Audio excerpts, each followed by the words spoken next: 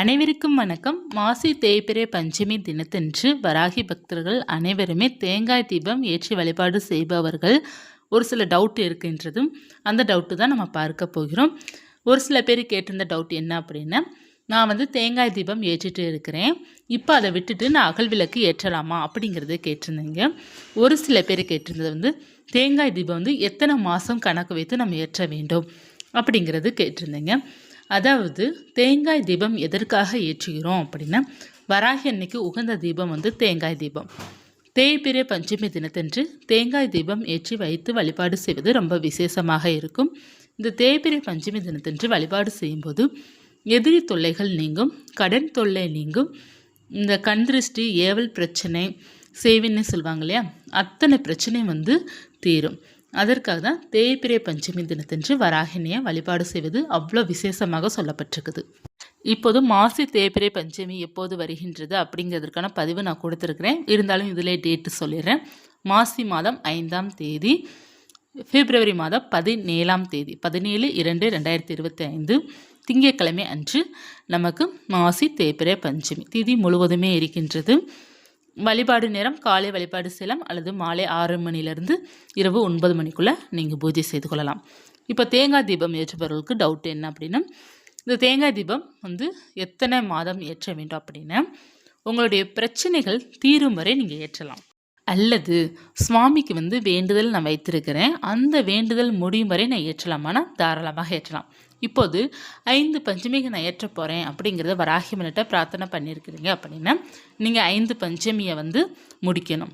இல்லை நான் 9 பஞ்சமி வர வேண்டியிருக்கிறேன் அப்படின்னா 9 பஞ்சமி முடிக்கணும். இல்லை நான் ஒரே ஒரு பஞ்சமிக்கு மட்டும் தான் வேண்டியிருக்கிறேன் அப்படின்னா நீங்கள் ஒரு பஞ்சமிக்கு மட்டும் தேங்காய் தீபம் ஏற்றினால் போதும். உங்களுடைய வேண்டுதல் எவ்வளோ நாள் வச்சிங்களோ அது வரை ஏற்றுங்க. அல்லது உங்களுடைய பிரச்சனை தீரும் வரை நீங்கள் தீபம் ஏற்றலாம். அது எத்தனை மாதம் ஆகுதோ அத்தனை மாதத்திற்கு நீங்கள் தீபம் ஏற்றலாம். அல்லது நான் தேங்காய் தீபம் எனக்கு ஏற்றுவது மிகவும் பிடிக்கும், அதனால் நான் தொடர்ந்து ஏற்றலாமா அப்படின்னா தாராளமாக நீங்கள் தொடர்ந்து ஏற்றலாம். எப்போ வரை நீங்கள் பஞ்சமி பூஜை செய்கிறீங்களோ அப்போ வரை நீங்கள் தேங்காய் தீபம் ஏற்றலாம். தேய்பிறை பஞ்சமிக்கு ஏற்றினா வளர்பிறை பஞ்சமிக்கு ஏற்றணுமா அப்படின்னு கேட்குறீங்க. உங்களுடைய விருப்பம் தான். தேய்பிறை பஞ்சமி தினத்தன்று மட்டும் நீங்கள் தேங்காய் தீபம் ஏற்றினால் போதும். வளர்பிறை பஞ்சமிக்கு ஏற்றணும் அப்படிங்கிறதுல ஏற்றினாலும் தவறில்லை, ஏற்றுவதும் அதுவும் சிறப்பு தான். நமக்கு தேய்பிறை பஞ்சமிக்கு தான் தேங்காய் தீபம் ஏற்றுவது ரொம்ப விசேஷமாக சொல்லப்பட்டிருக்குது. அதனால் நீங்கள் தேய்பிறை பஞ்சமிக்கு தாராளமாக ஏற்றலாம். வளர்பிறை பஞ்சமிக்கு ஏற்றினாலும் தவறு கிடையாது. அதனால் நீங்கள் குழப்பிக்க தேவையில்லை. அப்போதும் நீங்கள் ஏற்றினாலும் ஏற்றலாம். வளர்பிறை பஞ்சமிக்கு ஏற்றிட்டு அகல் விளக்கும் ஏற்றலாம். இப்போது நீங்கள் தேங்காய் தீபம் தொடர்ந்து ஏற்றிக்கொண்டே இருக்கிறீங்க. உங்களுடைய வேண்டுதலும் நிறைவேறிடுச்சு. நான் ரொம்ப நாளாகவே வராகினிக்கு 1 வருஷம் 2 வருஷம் கணக்குக்கு நான் நிறைய நாள் தேங்காய் தீபம் ஏற்றிட்டேன். இப்போ நான் அகல் விளக்கு ஏற்றணும்னு நான் விருப்பப்படுறேன். தேங்காய் தீபத்தை ஸ்டாப் பண்ணிவிட்டு அகல் விளக்கு ஏற்றலாம் விருப்பப்படுறேன், ஏற்றலாமா அப்படிங்கிறது கேட்டிருந்தீங்க. உங்களுடைய விருப்பம் தான். நீங்கள் வேண்டுதல் வச்சுருக்கிறீங்கன்னா அது நிறைவேறும் வரை நீங்கள் ஏற்றணும். ஒரு 5 வாரம் ஏற்றணும், 5 பஞ்சமிக்கு ஏற்றணும் அப்படிங்கிறத நீங்கள் வேண்டியிருக்கிறீங்க அப்படின்னா அது முடியும் வரை ஏற்றிக்கோங்க. அதற்கப்புறம் இல்லை எனக்கு போதும் நான் அகல் விளக்கு ஏற்ற போகிறேன் அப்படின்னா தாராளமாக அகல் விளக்கு ஏற்றலாம். இப்போ தேங்காய் தீபத்தை நீங்கள் வேண்டுதல் வச்சுட்டு, அதாவது ஒரு 5 பஞ்சமிக்கு ஏற்ற போகிறேன் அப்படிங்கிறது வராகினிட்டு வேண்டுதல் வச்சுட்டு நிறுத்தலாமான்னு கேட்கக்கூடாது, நிறுத்தக்கூடாது. நீங்கள் 5 பஞ்சமியை கம்ப்ளீட் பண்ணணும். இப்போ இல்லை நான் எந்த வேண்டுதல் வைக்கல, பஞ்சமிக்கு நான் சுவாமிக்கு இத்தனை பஞ்சமிக்கு நான் தேங்காய் தீபம் ஏற்றணும்னு சொல்லவும் இல்லை, இத்தனை பிரச்சனை தீரணும் வரை நான் தீபம் ஏற்றுக்கிறேன் அப்படிங்கிறது சொல்லலை. நான் சுவாமிகிட்ட நான் வேண்டுதல் வச்சுருக்கேன், எனக்கு இந்த பிரச்சனை தீரணும் அப்படிங்கிறது வேண்டுதல் வச்சுருந்தேன். மற்றபடி நான் ஒன்றுமே சுவாமிகிட்ட வேண்டிக்கல. நான் தேங்காய் தீபம் இப்போ வரை நான் ஏற்றிட்டுருக்கேன், இதுக்கு மீறி நான் அகல் விளக்கு ஏற்றணும்னு நினைக்கிறேன் அப்படின்னு நினைக்கிறீங்க அப்படின்னா தாராளமாக ஏற்றலாம். நீங்கள் சுவாமிகிட்ட இத்தனை நாட்கள் நான் தீபம் ஏற்றுகிறேன் அப்படிங்கிறத நீங்கள் வேண்டாமல் இருந்தீங்கன்னா தாராளமாக நீங்கள் ஸ்டாப் பண்ணிவிட்டு அப்படியே நீங்கள் அகல் விளக்குக்கு நீங்கள் போகலாம். உங்களுடைய வேண்டுதல் நிறைவேறும் வரை நீங்கள் எத்தனை நாட்கள் சொல்லியிருக்கிறீங்களோ அத்தனை மாதம் நீங்கள் ஏற்றணும். அவ்வளோதான். இப்போ உங்களுக்கு புரிஞ்சிருக்கும்னு நினைக்கிறேன். இப்போ நான் இப்போ வராகிமில்னா 3 வருஷமாக வழிபாடு செய்கிறேன், தேங்காய் தீபமாக தான் ஏற்றுறேன், இப்போ நான் அகல் விளக்குக்கு மாற்றலாம் விருப்பப்படுறேன் அப்படின்னா மாற்றலாம், தவறு கிடையாது. உங்களுக்கு எந்த தீபம் ஏற்றி வழிபாடு செய்யணும் விருப்பம் இருக்கின்றதோ அன்னைக்கு அந்த தீபம் ஏற்றுங்க. இப்போ இந்த மாதம் அகல் விளக்கு ஏற்றுறேன், இன்னொரு வாரம் நான் தேங்காய் தீபம் ஏற்றுறேன்னு ஏற்றலாம், அதுவும் தவறு கிடையாது. எத்தனை தீபம் வேண்டுமானாலும் ஏற்றலாங்க. இப்போ நீங்கள் தேங்காய் தீபமும் ஏற்றலாம், அகல் விளக்கும் ஏற்றலாம், வெள்ளி விளக்கும் ஏற்றலாம், பித்தளை விளக்கும் ஏற்றலாம், எல்லா விளக்கும் எத்தனை விளக்கு வேண்டாலும் ஏற்றலாம். ஜோதி ரூபம் நம்ம வீட்டில் அதிகமாக ஆக நமக்கு ரொம்ப நல்லது. நெகட்டிவிட்டிஸ்லாம் போயிடும். நமக்கு வந்து ஒரு இறைவனோட அருள் கிடைக்கும். நல்ல ஒரு பாசிட்டிவ் வைப்ரேஷன் நம்ம இல்லத்தில் வந்து இருக்கும். அதனால் எத்தனை தீபம் ஏற்றினாலும் நம்ம இல்லத்திற்கு மிகவும் சுபிட்சம் தான். அதனால் இத்தனை தீபம் தான் ஏற்றணும், அத்தனை தீபம் தான் ஏற்றணும் அப்படிங்கிறது இல்லை. குறைந்தபட்சம் ஒரு 5 தீபம் ஏற்றுவது சிறப்பானது. இந்த தேங்காய் தீபம் ஏற்றினால் பல நன்மைகள் நிறைய பேருக்கு கிடைத்திருக்கின்றது. நிறைய பேருக்கு வந்து பிரச்சனைகள் வந்து பல பிரச்சனைகள் தீர்ந்திருக்கிறது. நிறைய சப்ஸ்கிரைபர் சொன்னது வந்து பிரச்சனைகள் அனைத்துமே தீர்ந்துருச்சு அப்படிங்கிறது ஒரு 90% பேர் சொல்லியிருக்கிறாங்க. ஒரு 10% பேர் வந்து இன்னமும் வந்து எங்களுக்கு வேண்டுதல் நடக்கலை, அப்படியே தான் இருக்குது அப்படிங்கிறதும் சொல்லியிருக்கிறாங்க. ஸோ 2 பக்கமும் சொல்லியிருக்கிறாங்க. எங்களுக்கு எல்லாமே வந்து சரியாக ஆயிடுச்சு அப்படிங்கிறதும் சொல்லியிருக்கிறாங்க. இல்லை இன்னமும் எனக்கு சரியே ஆகலை அப்படிங்கிறதும் சொல்கிறாங்க. சரியே ஆகலை அப்படின்னு நினைப்பவர்கள் வந்து கொஞ்சம் இன்னமும் பொறுமையாக இருங்க. எப்போதும் வந்து வராகிமன் உங்கள் பிரச்சனை சரி பண்ணணும்னு நினைக்கிறாங்களோ அப்போ சரி பண்ணி விடுவாங்க. நீங்கள் அது வரையே வந்து வராகிமனை மனசில் நினச்சிட்டு நீங்கள் இருங்க. கட்டாயமாக எல்லாமே உங்களுக்கும் சரியாகும். எல்லாத்துக்குமே கால நேரம் ஒன்று வரும்போதும் அனைத்தையுமே சரி செய்து விடுவாங்க. உங்களுக்கு வந்து ஒருவேளை வந்து இன்னமும் நடக்கலை அப்படின்னு கவலையாக இருக்குது அப்படின்னா கவலைப்படாதீங்க. பாசிட்டிவாக நினைங்க. அன்னே நம்மளுடைய வேண்டுதல் நிறைவேற்றி வைப்பாங்க அப்படிங்கிறது பாசிட்டிவாக நினைங்க.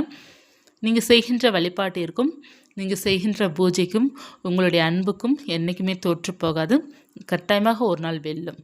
உங்களுடைய வேண்டுதலும் ஒரு நாள் ஜெயிக்கும். உங்களுடைய அன்பும் ஒரு நாள் ஜெயிக்கும். அதனால் நீங்கள் வந்து அதை நினச்சிலாம் கவலைப்படாதீங்க. எல்லாமே சீக்கிரமாக உங்களுக்கு நினைத்த மாதிரி பாசிட்டிவாக நடக்கும். உங்களுக்கு இருக்கிற பிரச்சனைகள் உங்களை விட்டு விலகிட்டாலே அதுவே உங்களுக்கு முதல்ல போதும். ஏன்னா இந்த உலகத்தில் வந்து பிரச்சனைகளை தான் மனிதர்களை போட்டு ஆட்டி படைக்கிறதே. பிரச்சனைகள் தான் பார்த்திங்கன்னா கவலை அதிகமாக கொடுக்கறது, நிறையா டிப்ரெஷனை கொடுக்கறது, நிறைய பேருக்கு வந்து ஹெல்த் இஷ்யூஸ் கொடுக்கறது. அதிகமாக ஒரு 10 நாள் அதிகமாக கவலைப்பட்டுக்கிட்டே இருக்கிறாங்க அப்படின்னா அவங்களுக்கு நிச்சயமாக ஹெல்த் இஷ்யூஸ் வந்து கட்டாயமாக வரும். உடல் ஆரோக்கியம் வந்து ஏதாவது ஒரு பிரச்சனையை கொடுக்கும். அதனால் வந்து கவலைப்படுறதை ஸ்டாப் பண்ணிடுங்க. கவலைப்படாமல் எதுவுமே இருக்க முடியாது. பிரச்சனை இருக்கையில் பாசிட்டிவாக நீங்கள் கொஞ்சம் நினைக்க ஆரம்பிங்க. எப்போதுமே ஒரே ஒரு அட்வைஸ் என்ன அப்படின்னா, ஒரு பிரச்சனை வருது, ஒரு கவலை வருது, ஒரு பண பிரச்சனை வருது அப்படின்னா நமக்கு மேலே இருக்கிறவங்கள பார்க்காதீங்க, நமக்கு கீழே இருக்கிறவங்கள பார்க்கணும். நம்மளை விட எத்தனை பேர் கஷ்டப்படுறாங்க, நம்மளை விட எவ்வளோ பணம் இல்லாமல் கஷ்டப்படுறாங்க, சாப்பாடுக்கே கஷ்டப்படுறாங்க இல்லையா? அவர்களை நீங்கள் நினைத்தீங்க அப்படின்னா நீங்கள் கவலைப்பட மாட்டீங்க, கஷ்டப்பட மாட்டீங்க, உங்கள் பிரச்சனை நினச்சி கண்ணீர் விட மாட்டீங்க. எப்போதுமே பார்த்தீங்கன்னா நீங்கள் சிறப்பாக வாழணும், நீங்கள் உயர்வாக இருக்கணும் அப்படின்னா உங்களுக்கு மேலே இருக்கிறவங்கள நீங்கள் நினைக்கவே கூடாது. எப்போதும் நீங்கள் வந்து உங்களுக்கு மேலே இருக்கிறவங்க உங்களை விட ஒரு % வசதியாக இருக்கிறவங்கள நீங்கள் நினச்சிங்க அப்படின்னா உங்களுக்கு தூக்கம் போயிடும். உங்களுக்கு கவலை வந்து அதிகமாக வந்துடும். ஏன்னா அவங்களாம் நல்லா இருக்கிறாங்களே, நம்ம தானே இப்படி இருக்கிறோம் அப்படிங்கிற அந்த எண்ணம் வந்து நெகட்டிவான எண்ணங்கள் நமக்குள்ளே வந்துடும். அதனால் எப்போதுமே நம்மளை விட அதிகமாக வசதியாக இருப்பவர்களை பார்த்து நம்ம வந்து பொறாமைப்படக்கூடாது. தீங்கு எண்ணமும் நமக்குள்ளே வரக்கூடாது. நமக்கு கீழே இருக்கிறவங்கள பார்த்து மனசை தேர்த்திக்கிடணும். இவங்க இவ்வளோ கஷ்டப்படுறாங்களே, அதற்கு நம்ம கடவுள் இந்தளவுக்கு வச்சுருக்கிறாரே, இவங்க சாப்பாடு கூட வழி இல்லாமல் இவ்வளோ கஷ்டப்படுறாங்களே பாருங்கள். இந்த பஸ் ஸ்டாண்ட்லாம் பார்த்தீங்கன்னா எத்தனை பேர் வந்து சாப்பாடுக்கு கை நீட்டி நின்றுட்டுருப்பாங்க. அவங்கள பார்க்கும்போது நம்மளை கடவுள் நல்லபடியாக வச்சுருக்கிறாரே அப்படிங்கிறத கடவுளுக்கு நன்றி சொல்லிவிட்டு நீங்கள் வந்து மூவ் ஆகிடணும். அந்த கவலையிலேருந்து போயிடணும். நீங்கள் இல்லைன்னா கவலைப்பட்டுகிட்டே இருந்தீங்கன்னா கடைசி வரை கவலைப்பட்டுகிட்டே இருக்கிற மாதிரி இருக்கும். உங்களுடைய பிரச்சனை வந்து சரியாகாது. எப்போதுமே பார்த்தீங்கன்னா உங்களுடைய கடவுள் வழிபாடுங்கிறது உங்களுக்கு நம்பிக்கையும் தைரியத்தையும் கொடுக்குதான்னு பாருங்கள். உங்களுக்கு நம்பிக்கையும் தைரியத்தை கொடுத்தது அப்படின்னாலே நீங்கள் ஒரு வெற்றியாளர் தான். எப்போ இருந்தாலும் நீங்கள் வந்து வெற்றியை வந்து தொற்றுவீங்க. அதனால் பாசிட்டிவாக இருங்க. நம்பிக்கை வந்து கட்டாயமாக அதிகமாக வராகினை வழிபாடு செய்யும்போது வரும். தைரியம் அதை விட 1000 மடங்கு வரும். ஏன்னா தாய் வந்து ஒரு போர் தளபதி. ஸோ போர் தலைவி அப்படிங்கிறப்போ அவங்களுடைய அந்த சுறுசுறுப்பும் அவங்களுடைய தைரியமும் அவங்களுடைய பக்தர்களுக்கும் கட்டாயமாக இருக்கும். அதனால் பாசிட்டிவாக இருங்க, எல்லாமே சரியாயிரும். கவலையை மறந்துட்டு மகிழ்ச்சியாக வாழ கற்றுக்கோங்க. வாழ்க்கை சிறப்பாக இருக்கும். அதே போல் கடன் இருக்கின்றது அப்படின்னாலும் அதை அடைப்பதற்காக முயற்சி செய்யுங்க. கொஞ்சம் கொஞ்சமாக கட்டிட்டு வாங்க, எல்லாமே சரியாக போயிடும். வாழ்க்கை ஒரு நாள் நிச்சயமாக மாறும். பாசிட்டிவாக இருங்க. இந்த தகவல் உங்களுக்கு பயனுள்ளதாக இருக்கும்னு நினைக்கிறேன். இருந்தால் லைக் பண்ணிக்கோங்க. இது போன்ற தகவலுக்கு சேனலை சப்ஸ்கிரைப் பண்ணி வச்சுக்கோங்க. மீண்டும் ஒரு தகவலுடன் உங்களை சந்திக்கிறேன். நன்றி.